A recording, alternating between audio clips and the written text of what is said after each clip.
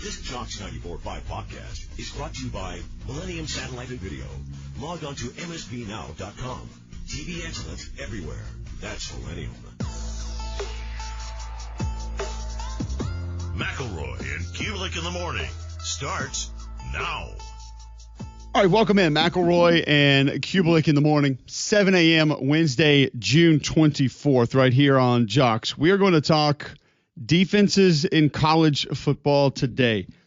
Not necessarily today, but coming up this 2026 season, which defense is built to be most successful, which defenses we are looking most forward to watching, individuals we're most looking forward to watching. So we got a couple defensive guys to join the show. David Pollock will be with us at 8:20. Dusty Dvorak will be with us at 9. And we'll just talk college football defenses. I feel like we spend a ton of time on offenses. We talk skill guys. We talk quarterbacks. We talk offensive philosophy. And we have talked about sort of a shift in defensive philosophy the last year or two. But we haven't focused in a lot on the defensive side of the football. And it is weird, Greg. It feels like, I don't know when this stopped, but comparatively now, not all together, not saying that there are none, but comparatively, it does feel like the star power on defense has lost a little bit of its luster the last 3-4 years. As to say there used to be a lot more of it.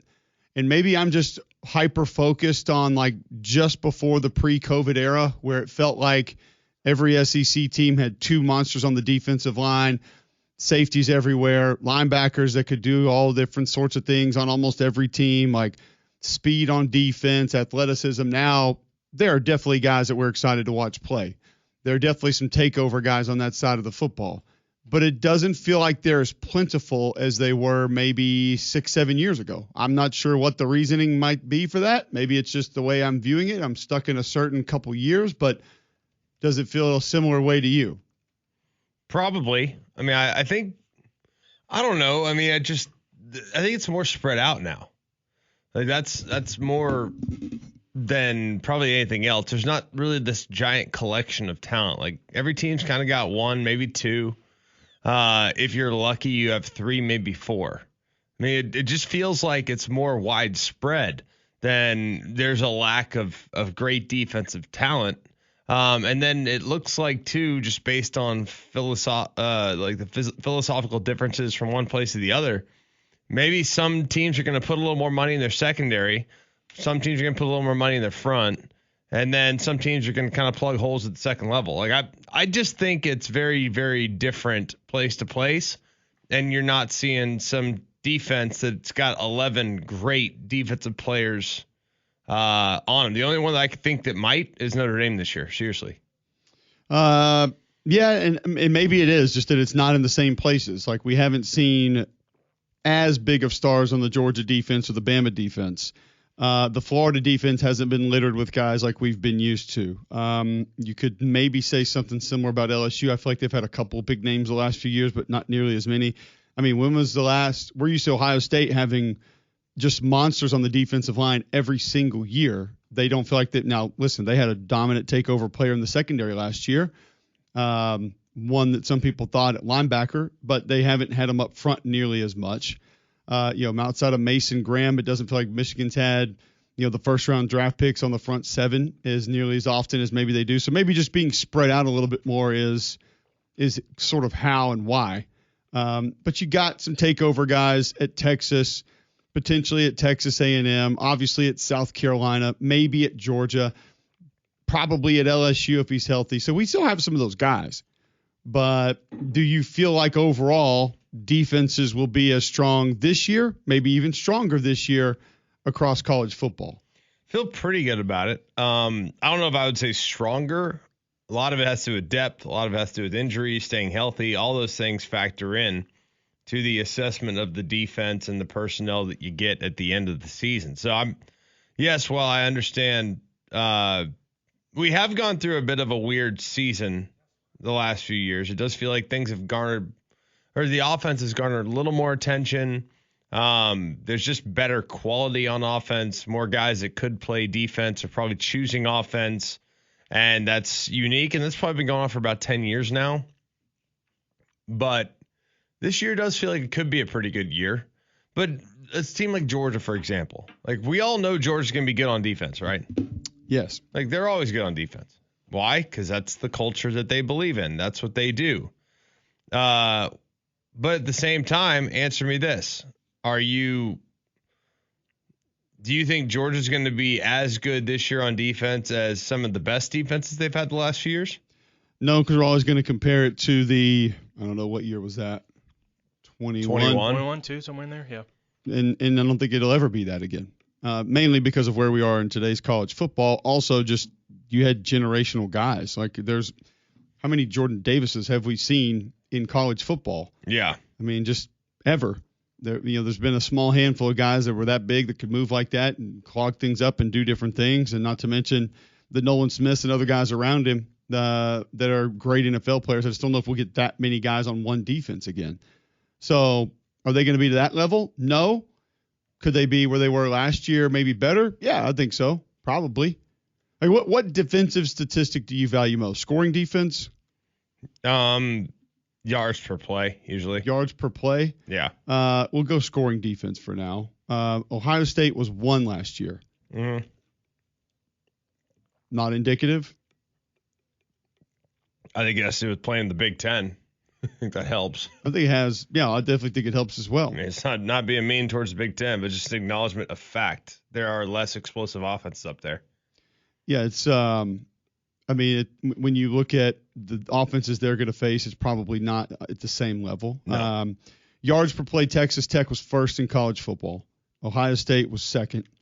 Then you had Toledo, Oklahoma, San Diego State, Oregon, James Madison, Missouri, Notre Dame, Wake would be your top 10. Teams of note, Miami would have been 12, Iowa 13, Alabama 21, Texas 21, Georgia 23, Michigan 23, Auburn 27, LSU 32, A&M 34. That's a surprising number for them. Ole Miss at 40, South Carolina 44. So if you're going by that standard as to, that's where you were last year. Yeah. Texas Tech, we think they're going to be close. I don't think they're going to be as good. I think their league has a lot to do with it. Ohio State, I don't think they're going to be as good, but statement could also be repeated there. Toledo, we're not going to spend a ton of time on. We think Oklahoma can be close to what they were last year. I don't think Oklahoma can be as good as last year because I just don't think they're going to have the numbers. And I think they benefited greatly from the numbers they have specifically in the front seven, and I don't think that's going to be there. You don't think they're going to have good depth on defense? I think they're going to be good. I think they're going to be really good. I think they might be the best defense in the SEC, but they had almost 3 waves of defensive linemen last year. Yeah. And they're just not going to have that this year. It'd be hard to It have might not that matter. again. If they can run the ball more efficiently, that could completely offset it. And and the rep count evens out, and it doesn't matter as much. So there you go. I still think if you put the first front 7 on the field, you can make an argument that theirs is the best in college football. And there's not many more tandems of interior defensive linemen that are more scary than what they have. And then the scheme, too, on top of it. Like, not many people are going to be as aggressive as they are. Yes. So it makes it a lot more difficult to handle. 100%. But they also combine aggressiveness with physicality really well, probably better than anybody. That's fair. There's some teams that are fast and aggressive and move. They move and are physical. So that, I think, is what and to me, if you're just super physical in today's day and age of college football, and I don't want to say there's a bit of fear amongst the offensive personnel that are trying to block you or play against you, I think you got a really good chance of being successful. So I still think they're going to be great, Oklahoma that is, but I can understand why people might be a touch concerned about the depth or lack thereof. I think they're going to have dudes. I think Oklahoma's a top 10 defense, no doubt on paper going into the season now. Whether it materializes or not is to be determined. And then going back to kind of where things were last year with A&M, you referenced them as 44th. Like, I think A&M's good, but what made them great is their third down scheme. Their third down scheme, they just got the ball. I mean, they allowed 21% last year, thereabouts. I mean, that's absurd throughout the course of the season. It is, and I do think A&M had some holes. I do think A&M at times fit into that category of being unnecessarily reckless. Now, as you stated, it got them a lot as well. it got them to where they were. I mean, that's a big part. Have they had some individuals that could be problematic? Yes, but the way that they came after you and the aggressive nature of how they played got them for the most part to where they were. But there were also some times that you look up and it's 3rd and 12. Did we need all that? And it ends up being a first down. Yeah. And you're just kind of, okay. Like, I know it's who you are, but it just sometimes didn't seem to be necessary with how they manage things. The reason I bring this up is I saw an article at CBSSports.com yesterday from Cody Nagel. Which college football defenses are built to dominate? A statistical deep dive into all 138 FBS teams for 2026. So he gives us some defensive production returning, which this in and of itself sometimes can be a little bit, we talked to Bill Connolly about this. Are you counting portal guys that are coming in? Because yeah, they have production, but not production in that defense. Sure. So how do you weigh that? Where do you look at that? You have to count it. I mean, if you got a guy that's played in 60 college football games, it's pretty valuable. Doesn't hurt. But he's never played next to you or the guy next to you or the guy in front of y'all. Okay, is it the same as the backup who has only played in 20 games but has been in the scheme for 3 years? It's sometimes a little bit difficult to sort of manage exactly what that is and how that goes. Per his numbers, Texas Tech has the most defensive production returning. Now, this is tackles, sacks, pressures, interceptions, and havoc plays. So when you put those together, that's going to be where they're going to be. Some teams are going to surprise some folks here. When you look at predictions of what these defenses are going to be, and then you look at that production returning. Like, he's got Virginia at 2. Oklahoma State at 3, Tennessee at 4. Those are 3 teams we haven't had a lot of conversations this offseason, Greg, about what their defenses are going to be this season. Yeah, I mean, there's a bunch. And honestly, like, who's a defense, looking at last year's groups, numbers-wise, is there one where you're like, all right, they're going to fall off a cliff?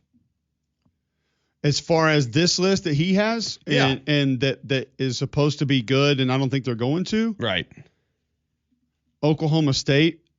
Because I think what the offense is now going to be is going to put a lot more pressure on the defense, and the pace of play is going to up the ante from a rep count perspective. And I don't care who they're bringing in, who else they have. Like, you would just think those numbers cannot be the same running that offense. Sure. So that's probably where I would go. Okay. I don't think Tennessee is like, if you just went down, I don't think Texas Tech's not going to be as good as they were last year. Unlikely. I just mentioned Oklahoma State. I don't think Tennessee's group is going to be as good as they were last year. It's a new scheme.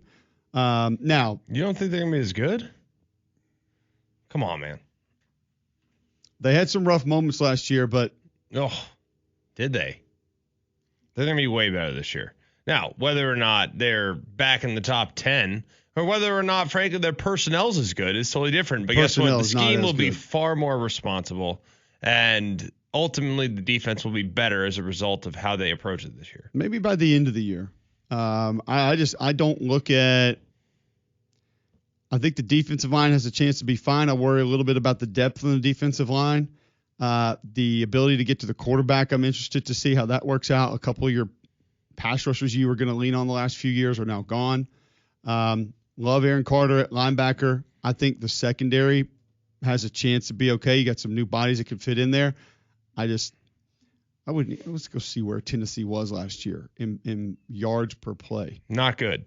No, based on the amount of scrolling that I'm doing right now, not good at all. Not good. You agree with yards per play as the number one barometer, right? I think scoring, you could argue scoring defense, but yards per play is good. They were 67th last year. 5.5 yards per play they gave up. Is that good? 397 a game is also not good. So maybe they'll be better than they were a year ago. I guess I looked at it more from a personnel standpoint. Collectively, they could be there. It's going to be hard for A&M to be as good, I think. I think they lost some interior guys that did a lot more heavy lifting than people wanted to discuss. Now, on the flip side of that, the numbers that are here in groups that we probably should be spending more time talking about. Number 5, Vanderbilt. We mentioned them a couple weeks ago when we were just talking about different teams and whatnot, and we looked at their schedule.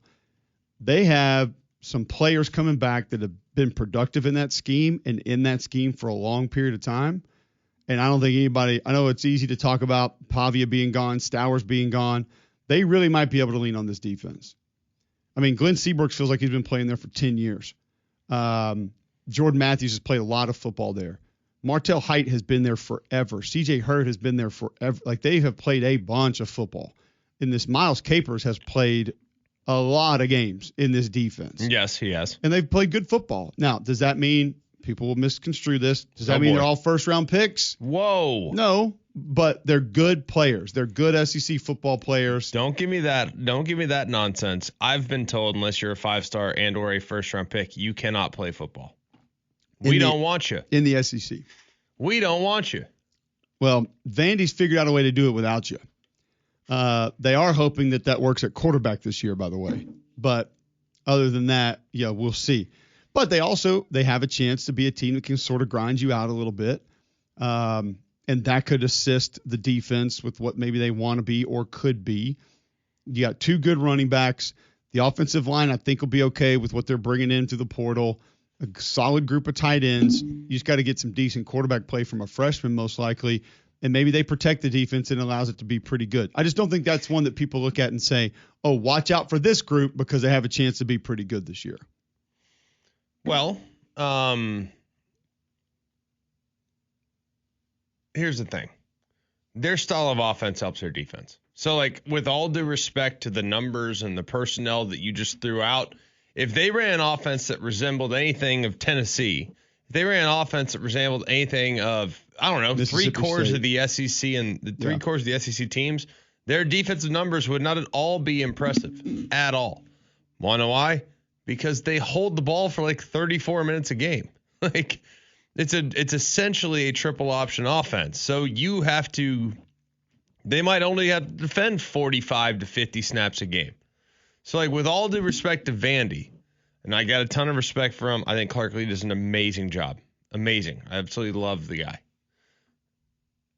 I think when you look at him, their offense is their best defense. So whatever it does to improve or increase or strengthen their defensive numbers is fine. But you can't tell me right now that the ball control that they play with isn't the only reason why they're in any of these conversations. Okay. You can talk about the personnel all you want. They have a few really good players, no doubt. But scheme helps. You put them on the field the way Ole Miss was on the field last year, and their numbers aren't going to look so good. Well, but that's part of being a team. I don't disagree. Take care of your guys. All right, so we're talking about defenses in a silo here. Let's do this on the other side when we come back. And I know a lot of people are not excited to hear where we think Vanderbilt would rank in the SEC in anything. I get that. That's fine. But maybe it will put into perspective a little bit of where they are with everything else. Like, where do they belong when we're talking about Vandy and a lot of other teams in college football? So we'll take a look at that. Vanderbilt's defense versus others in the SEC. Middle of the pack, top end of the pack, bottom. Where would they rank? And it'll give us an idea on some others as well. And we'll continue rolling through returning production. How that looks, teams that maybe were surprised that, hey, light switch came on. We need to start paying more attention to that group. Or, yeah, you got some bodies coming back, but we still don't think your defense is going to be great. And at the end of the day, that's feasible because we talk often about returning starter doesn't always mean returning good. You know, guy that's just been there collecting tackles from the safety spot where linebackers and DNs should have been making plays doesn't always mean that's a positive thing. You can get positive results, though, at Game Day Men's Health. Go to GameDayMen'sHealth.com today. Sign up for the free consultation, free PSA test, free testosterone test. They give you your baseline health. They want to help you get back to feeling your best. So if you're on edge, lacking energy, lacking sleep, need to lose some weight, they can help. Weight loss plans are there. The peptides are in stock now for your skin, for your sleep, for your aches and pains. Holistic approach to health and wellness. Go to GameDayMen'sHealth.com today. Sign up for that free consultation and see what they can do for you, just like they've done for hundreds of Jocks listeners. All right, more college football defensive talk next on Jocks. Go inside Jocks 94.5 on Jocks TV. Morning Jocks, Mac and Cube, and three-man front video simulcasts are presented by Bill Smith Buick GMC and Game Day Men's Health. Watch on the Jocks mobile app and YouTube by searching Jocks 94.5 TV. Plenty of time to talk college football defenses today. It is 7:23, Wednesday, June 24th, right here on Jocks. We have a long way to go. 800-239-9569. Text in at Mac, or excuse me, text in 205-834-9450. Tweet in at Mac and Cube. We will talk defenses we're looking forward to watching. Defenses we think can be scary this year. Returning production for certain defenses. Which doesn't always equate, hey, they're going to be great. No, or they're going to be really good. Don't you dare bring levity. Hard to imagine. Don't you dare. But it is fair. Also fair that the heat and humidity will be back this summer. Keep your home and family comfortable with America's most reliable HVAC brand, Trane. And to help, Trane is offering up to a $1,350 rebate on select home comfort systems. Learn more. Find a specialist near you at Trane.com. It's hard to stop a Trane. Before we get to college football defenses. Just when I thought I was out, they pulled me back in. He back. We thought we could escape the world of Brendan Sorsby. Oh, boy. And as the clip just stated, now we have been pulled right back in. We thought we were pushing this to the side, weren't going to have to spend a lot of time on it. But per Ian Rappaport yesterday, the NFL informed teams it will not be holding a supplemental draft, meaning Brendan Sorsby will not be eligible to enter the NFL in 2026. The CBA allows the league to decide whether to hold a supplemental draft. This year, it will not. Surprising to you? A little bit, but I also think the NFL is protecting these organizations from very tough. Like, what's the NFL's job? What is like the number one thing you say the second you're drafted into the NFL and or you work for the NFL? What is the number one saying? And you've heard it. No, it's not an 8-8 league. No, it's not that. Like, just win, baby. No, that's the Raiders. Entertain. No, protect the shield. That's literally what they say. Protect the shield. That's what everyone says the second you get drafted in the NFL. It's like the first thing you read at your rookie orientation is like, protect the shield. Well, this is exactly what the NFL is doing. You are protecting the owners from potentially going after a guy that has gambling on his resume. Of course, the owners want to gain a competitive edge, but they don't want to deal with the firestorm that could come with drafting a guy that is yet to show any accountability for his actions. None. And some of the NFL's, some of the things that the NFL said in their statement, by the way, I thought of you last night when I read it because I have a feeling it made you smile ear to ear. It was, elbows were dropped in said statement. This is per Larry Farzani, General Counsel of the NFL Management Council. Feels a little repetitive, but it is spelled different ways. We are in recipient of your petition for special eligibility dated June 16th, 2026. As announced earlier today, the league has elected not to conduct a supplemental draft this year. Under our, keep in mind, interesting use of words there, collective bargaining agreement, the league retains sole discretion to determine whether it is appropriate to conduct a supplemental draft in any given year. The league has not conducted such a draft several years, and prior to your submission, the league had no plans to do so this year, as no other player sought entry. Your petition, filed 3 business days before the deadline without any supporting information or documentation, and only after abandoning your recent litigation efforts to avoid NCAA sanctions, does not provide a basis for the league to alter those plans. Yeesh. The issues presented by your petition are too significant and too closely tied to the league's core integrity interests to permit meaningful review within the timeline presented. Very complicated way, Greg, of saying pass, it feels like. Or not worth it. Or we don't want this firestorm individually because this will be the only guy drafted The ESPN was going to cover his pro day. That was going to be on July 10th from Louisville, South Lake Carroll High School. Actually, I forgot to bring that up last week when I saw that. Yeah. Yeah. So, like, it was going to be a firestorm because he was the only guy. So what the NFL is essentially doing, say, hey, we still think you're a really good player. And we think that if you get drafted in April of next year amongst 32 other first-round picks and or, 65 other day 2 picks, it won't be as much of a disaster in the court of public opinion. That's what the NFL is doing. They're protecting their teams here. Because someone's going to take them, and they're going to have to answer a lot of tough questions. Yeah, it goes on to say the league does not have the complete record of the NCAA's investigation, and you did not provide any such materials with your petition. Ooh. Available information nonetheless indicates that over the course of your collegiate career, you knowingly engaged in repeated and significant violation of NCAA rules designed to preserve the integrity of athletic competition. Reported conduct includes placing wagers on your own team and teammates and, to avoid detection, establishing or funding accounts in the names of intermediaries who place bets on your behalf. There are also reports that you may have violated state criminal law. Your petition does not address these matters, nor does it demonstrate accountability for your conduct or indicate whether or how you would adhere to the league's rules and policy governing the integrity of competition. Instead, even after receiving notice of the NCAA's decision rescinding your college eligibility in May, you sought to avoid the consequences of that determination through litigation rather than accepting responsibility for your actions.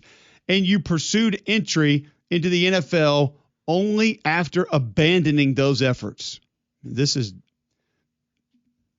hang it in the Louvre. I mean, this is like the Louvre. As Commissioner Goodell has emphasized, participation in the NFL is a privilege that carries with it significant responsibilities, including accountability.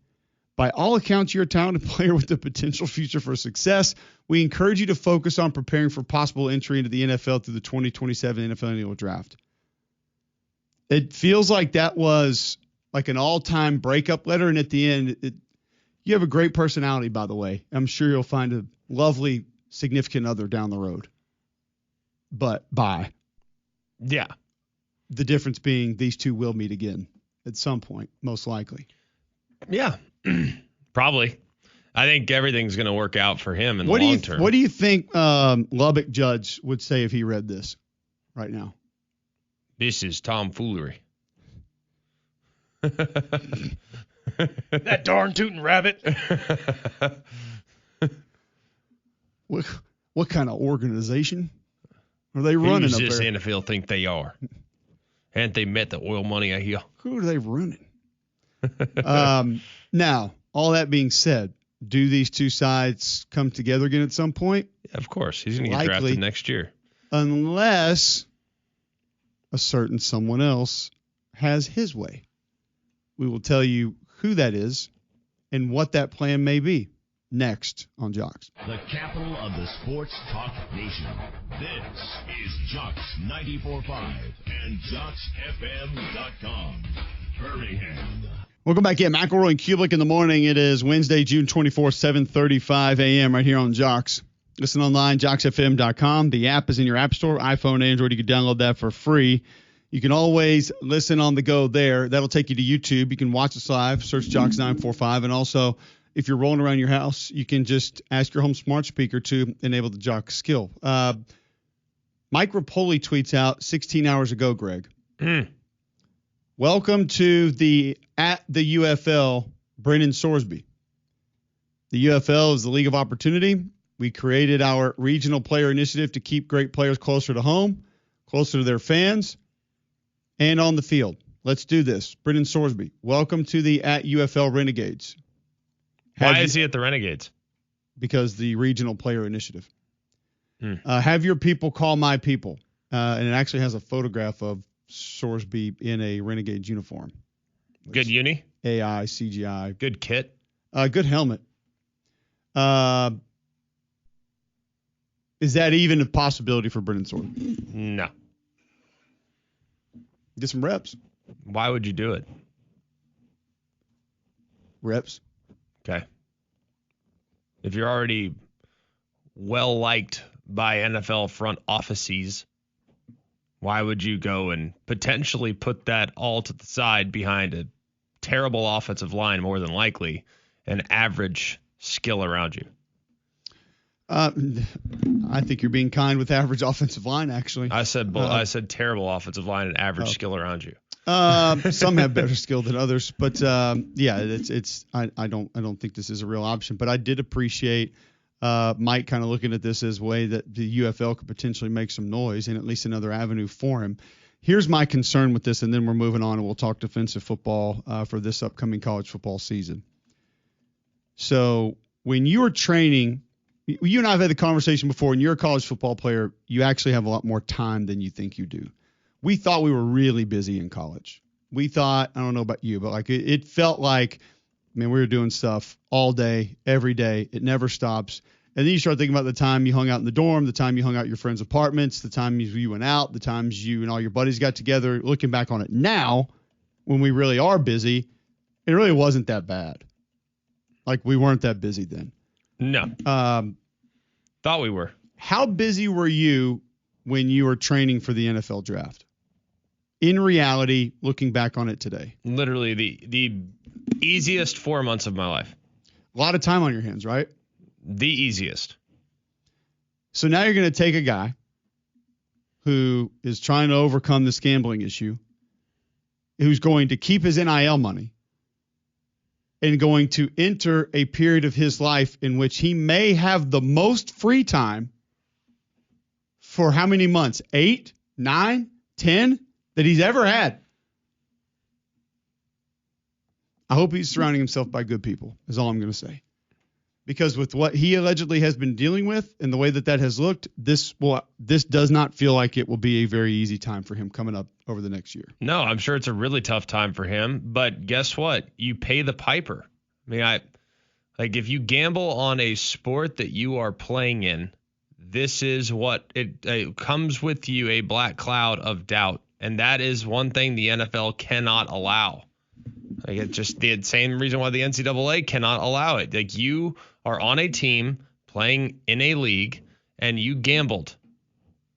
That is what have we said from the get-go? The main reason why sports are as popular as they are in this country is because we don't know the outcome. There's a reason why the WWE, while popular in some segments of the population, is not as popular as college football or as the NBA and or as Major League Baseball and the NFL and all the other professional sports leagues, because the outcome is determined. And while cinematic and enjoyable to watch, if you know the outcome's determined, a large portion of the population will be turned off by the possibility of watching your event. Yeah, that unknown keeps people dialed in. And that's the fear.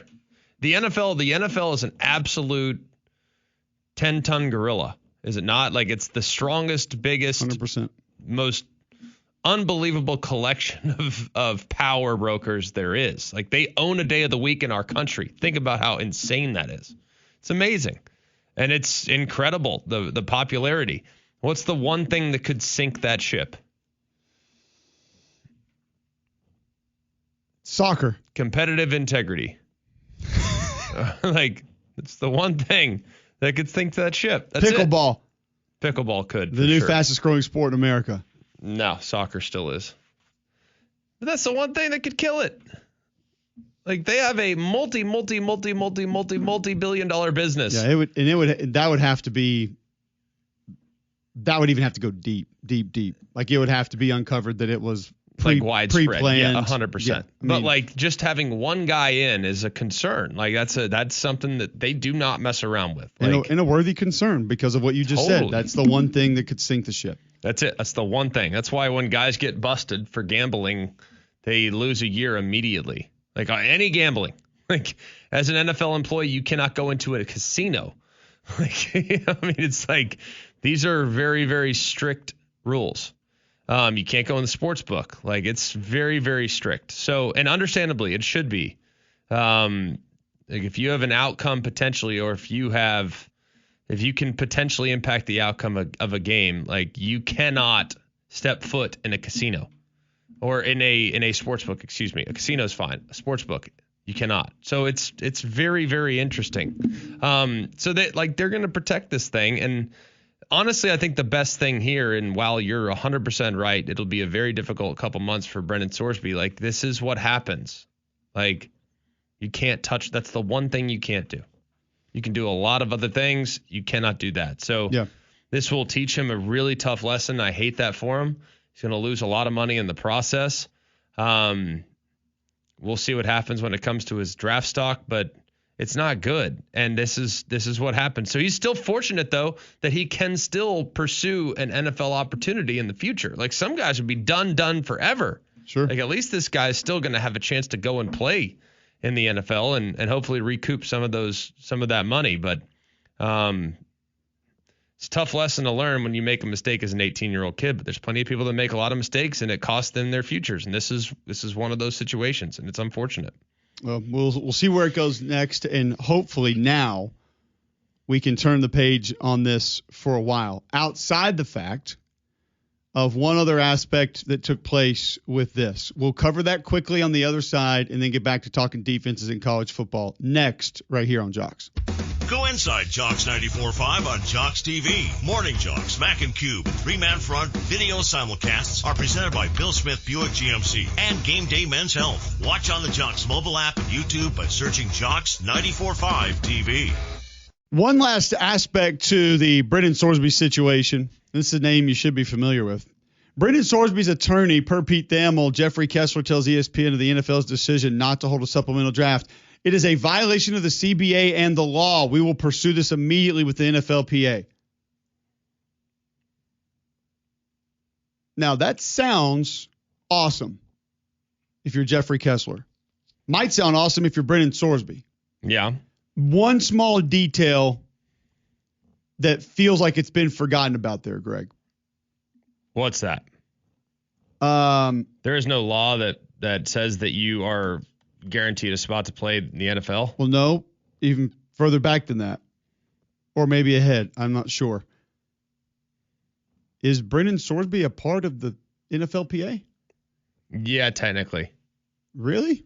No, I mean, unless you are an actual NFL player, but I think the is he currently governed by the CBA? I don't know about that. That's what I think the NFL would probably lean on there, and hopefully have a judge immediately say, "Yeah, you're right, dismissed. We're out." Perhaps. I don't know. I honestly don't know. I don't know exactly what that looks like, but I do believe that there is a part of the CBA and a part of the players union that will take care of college players as well. For example, the NFLPA actually weighed in on Senator Cruz and Cantwell's bill and supported it. So I don't know. I mean, they do weigh in on things that are a little bit bigger, but I mean, you're not a dues paying member, so I don't know exactly how that works. Yeah. It will be interesting to see sort of where that goes next. All right, talking more defenses in college football.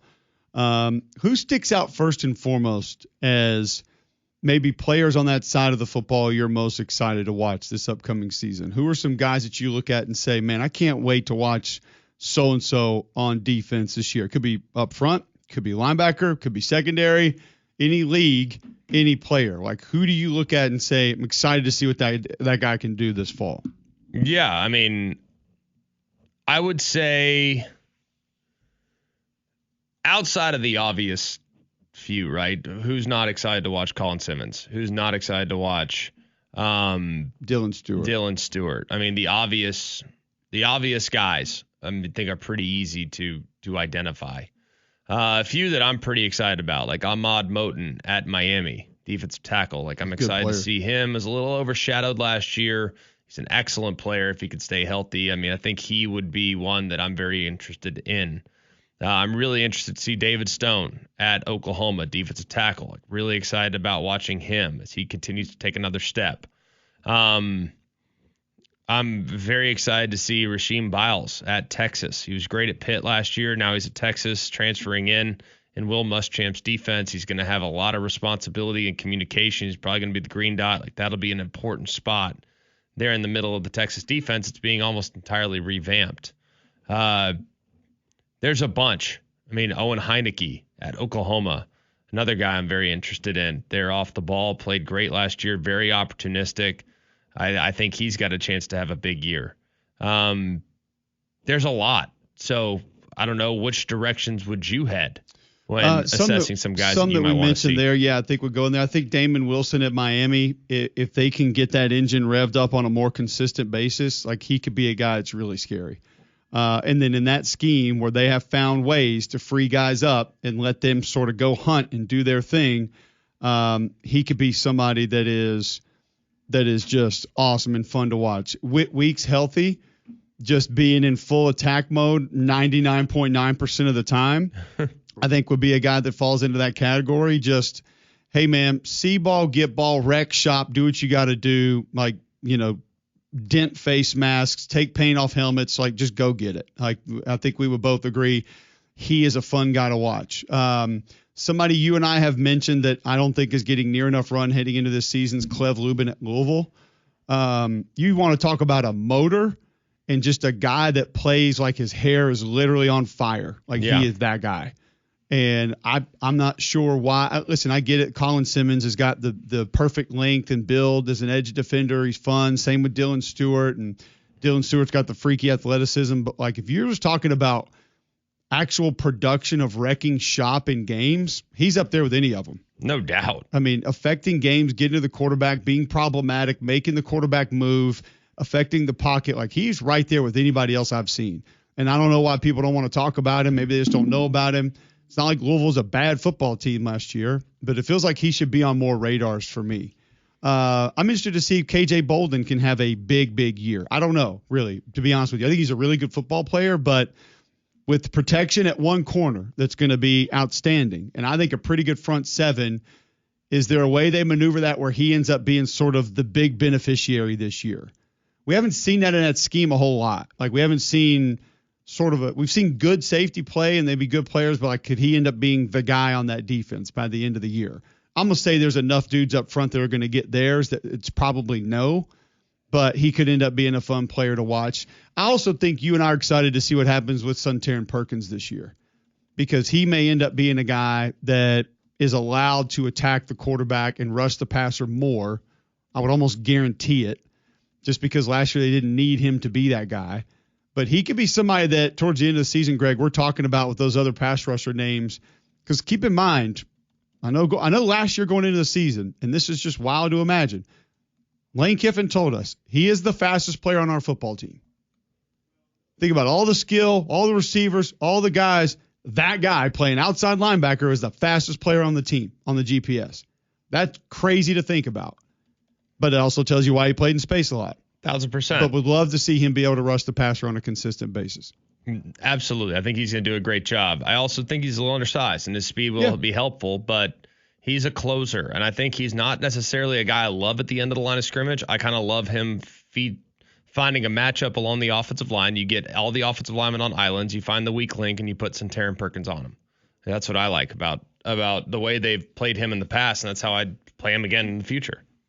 It's going to be a fun year, I think, defensively with individual guys, but then also, like, there's a couple at Oregon that we could talk about. Uiagalelei is back.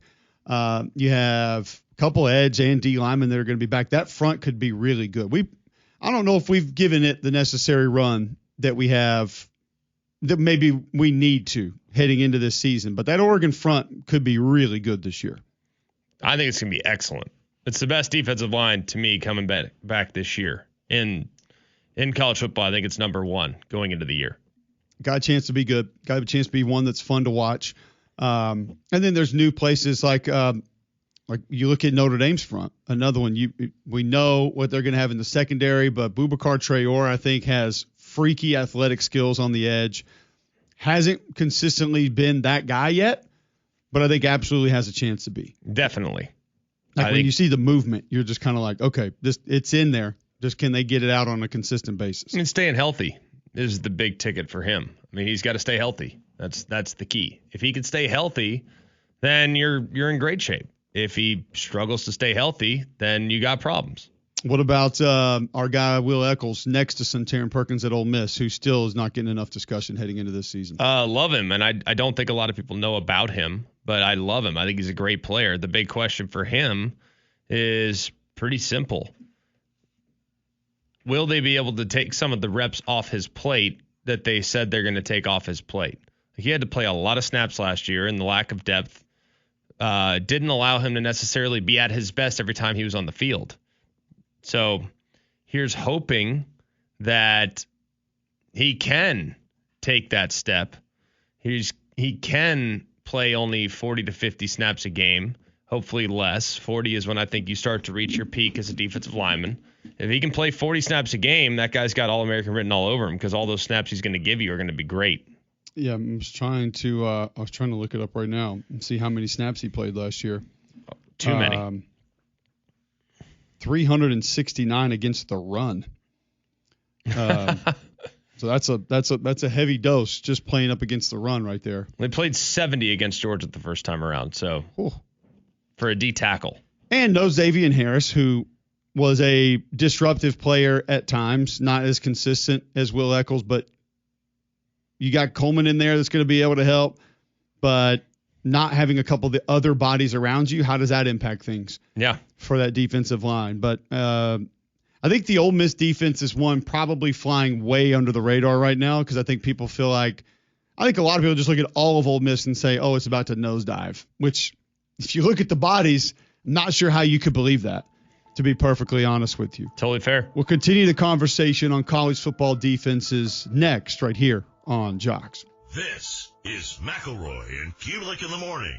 What would you do if your online store converted 36% more shoppers? You could take 36% more vacation. Another pina colada? Yes, please. Open a new retail location with 36% more square feet. Fantastic. Hire 36% more help. You're hired and you're hired. Shopify has the world's best converting checkout, up to 36% better than other e-commerce platforms. What you do with those extra sales is up to you. Switch to Shopify today at shopify.com/listen and get a $1 trial. Shopify.com/listen. This isn't your average podcast. You like party? This is Full Send. Join the party. So you guys launched the Nelk Love Island. Congrats, boys. It was good. Like a production, dude.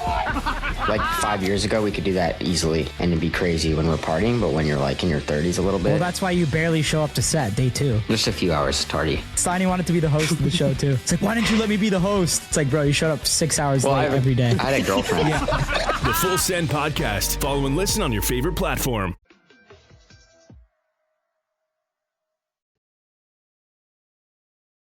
Full Send Golf, part of the Full Send podcast. All right, the Full Send Golf channel. I was like, let's go to the range. Then fell in love with it. This pod is about to be crazy. I don't even know what's going to happen. Join the party on the golf course. You guys know how much I really, really love golf. All right, Salim, we got 2 putts to break 80 here. Get it there, right? You wouldn't want it any other way, brother. These are the ones we practice. Go.